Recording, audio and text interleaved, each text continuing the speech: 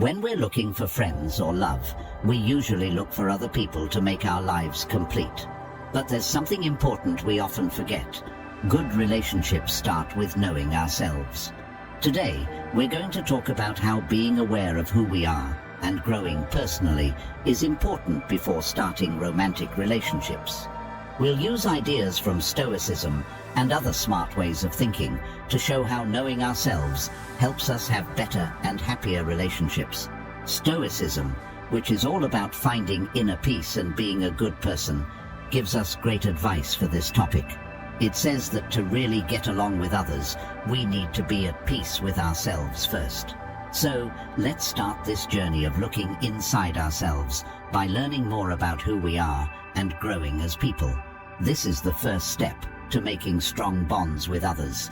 Let's find out how being a person with real depth and good qualities is not only a great idea in theory, but also a useful way to make our relationships better. Stoicism's main point: get to know yourself. At the center of Stoicism, there's a big rule: know who you are. Stoic thinkers, such as Seneca and Marcus Aurelius, believe that true understanding begins with a deep look into your own traits, beliefs, and skills. Being aware of yourself like this is really important for leading a life of goodness and also for having meaningful relationships. Let's stop for a moment and think about this important concept. Consider your life. How much do you actually understand yourself? Are you clear about your core values, your strong points, and where you could get better? Thinking deeply about ourselves is key, since our relationships often reveal our true selves. I encourage you, as a viewer, to begin exploring who you really are. Stoicism shows us that knowing our true selves, seeing our good qualities, and admitting our weaknesses is the first step to making real and satisfying relationships. When you know yourself well, you create a strong base for getting others, making your relationships deeper, creating who you are without needing others' approval. To live a satisfying life, it's very important to develop a strong, self-reliant personality. This means not just looking for other people's approval, including from people you might date. It's about making a version of yourself based on your own values, beliefs, and goals. Old philosophers talked a lot about being strong in character. Stoics like Epictetus said that our real value is inside us, not from praise or attention from others. Believing in our own worth is key. It helps us stay steady even when things around us change or when we're turned down. So, how does someone start to build their inner self? It all starts with self-reflection. Pay close attention to what you think and feel. Wonder, what are the important values in my life? What really makes me happy and feel complete? Remember, this kind of self-reflection is an ongoing thing, changing as you learn and experience more. When you really get into learning about yourself, you'll find parts of you that you might not have known before. It's about seeing both your strong points and your weak spots. Making your own identity also means accepting and improving these weak spots, not ignoring them. This is how you really grow as a person. Thinking about it, making your identity is like carving a statue. Every experience and challenge molds you. You are both the artist and the material being shaped. Keep in mind, you're not trying to make a version of yourself that others like, but an honest picture of who you really are. When you do this, you start to base your self-worth on something stronger than just what others think. When you have a strong sense of self in relationships, you interact with others not because you are needy or seeking approval, but as a person who is already complete. This makes relationships healthier and more balanced. You contribute a person who is sure of themselves and genuine, qualities that people find naturally appealing. So, think about this now. Are you making your identity to get approval from others, or are you learning about yourself, creating a personality that shows who you really are? Enjoy this process, because it's by knowing and growing ourselves that we really get ready to have deep connections with other people. Marcus Aurelius, The Importance of Controlling Yourself. The teachings of Marcus Aurelius, a wise Stoic philosopher and leader of Rome, give us great tips, especially about personal relationships. Aurelius thought that being in control of yourself and being disciplined were very important for a life that has purpose. In relationships, self-control is about being able to deal with our sudden desires and emotions. Aurelius taught that our own responses, rather than what other people do, shape our inner peace. This Stoic rule is very important in modern dating and relationships. It suggests we take a moment to think before we react, so that our actions fit with our principles and future happiness. Think about this. How many times have you done something on impulse in your relationships and later wished you hadn't? Aurelius tells us to be more controlled, to think first before we say or do anything, especially when we're really emotional. This isn't about hiding your feelings, but about knowing them and using them in helpful ways. Take a little time to think about how you handle relationships. Are you acting on quick feelings, or are you making choices based on careful thinking? Learning self-control from Marcus Aurelius doesn't mean you have to deny yourself things. It's really about choosing what will make you truly happy and bring balance in the long run. Epictetus, the importance of being independent. Epictetus, a famous Stoic philosopher, really believed in being independent, both in your feelings and money, as a key to a good life. His ideas are especially meaningful when thinking about love relationships. He said that real freedom and happiness start inside us, not from outside things like relationships or money. He emphasized being able to rely on yourself and manage your own emotions. This way of thinking is really important when you start relationships. Relying too much on someone else for your happiness or money can cause problems and make you unhappy. Think about your life from Epictetus's point of view. How much do you depend on others to feel good? Do you often look for approval or joy from outside things, especially from romantic partners? Also, look at how independent you are with money. Is being in a relationship just a choice for you, not something you need for money? Epictetus tells us to develop what we have inside us. This way, when we start a relationship, it's not because we need to, but because we want to share our happy life with someone.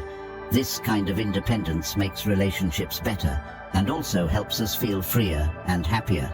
Think about how you can be more independent.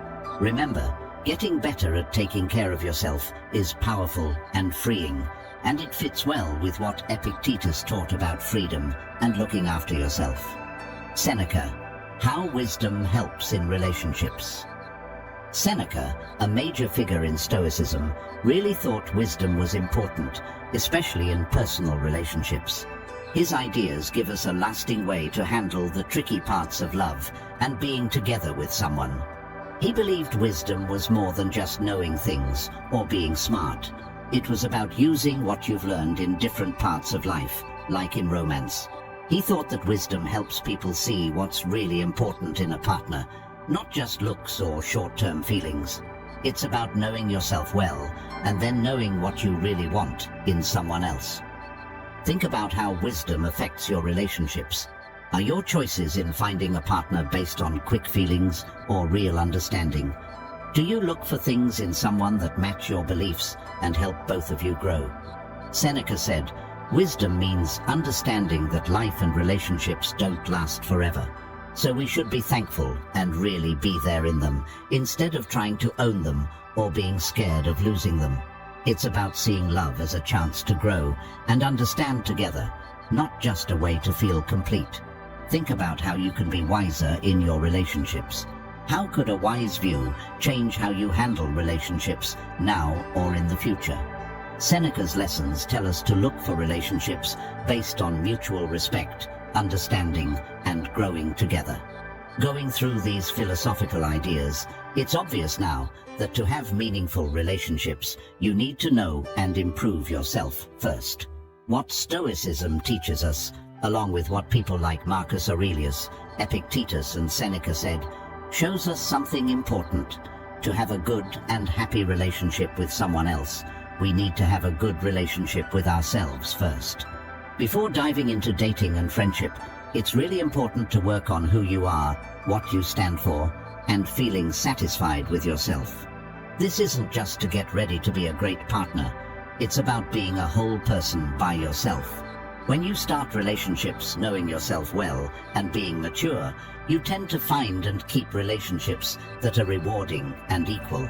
Keep in mind, the path to finding love involves looking inward as much as it does connecting with others. It's about creating a life you're happy with, even when you're on your own.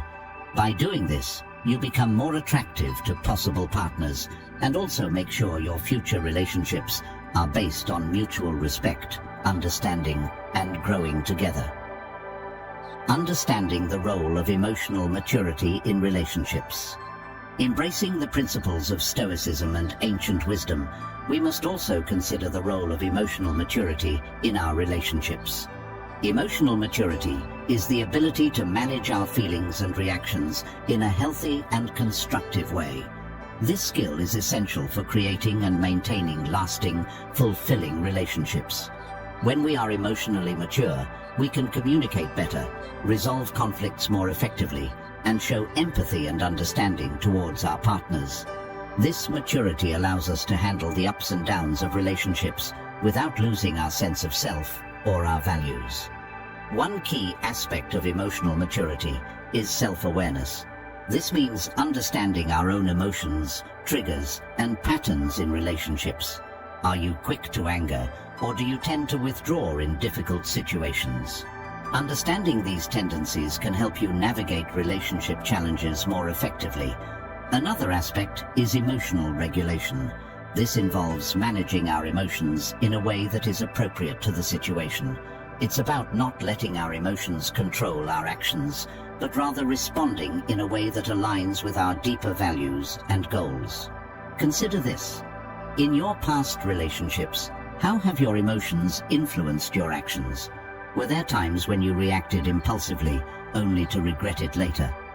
Developing emotional maturity means learning from these experiences and striving to handle similar situations more thoughtfully. Empathy is also a crucial component of emotional maturity.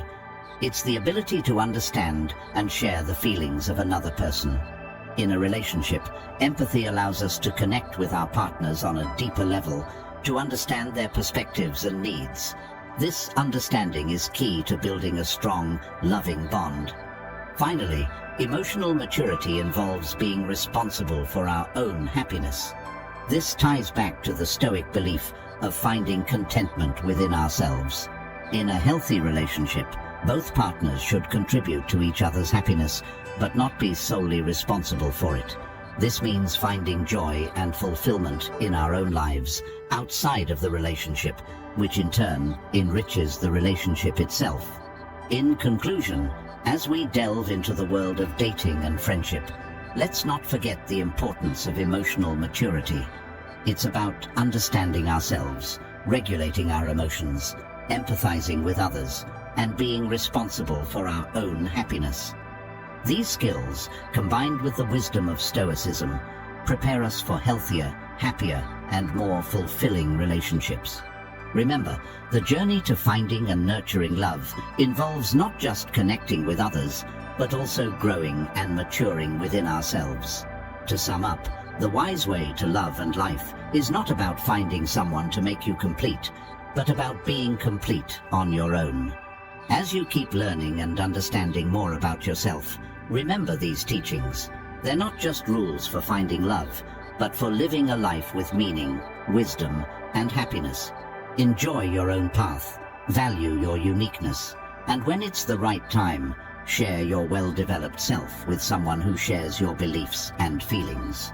Remember, the best love stories are between two people who are already complete, not two people looking to be completed.